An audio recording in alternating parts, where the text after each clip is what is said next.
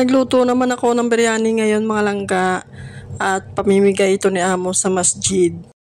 Gigisa ko lang itong bawang at luya at maraming sibuyas.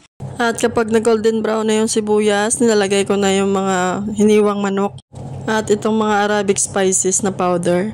Nilalagyan ko rin ito ng daon ng laurel, black lemon, cinnamon stick at curry leaves. At syempre maglalagay din tayo ng plain yogurt. Importante yan sa biryani. Chicken cubes at siling haba. Haluin ko lang ito para manuot yung lasa ng Arabic spices sa chicken. At takpan natin, lutuin lang natin sa mahinang apoy. Nagprito lang din ako ng sibuyas pang toppings ko mamaya.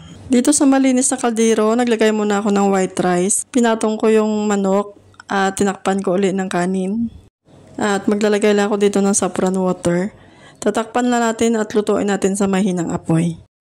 After 15 minutes, luto nating biryani at ready to serve na itong mga langga. Maraming salamat sa panonood.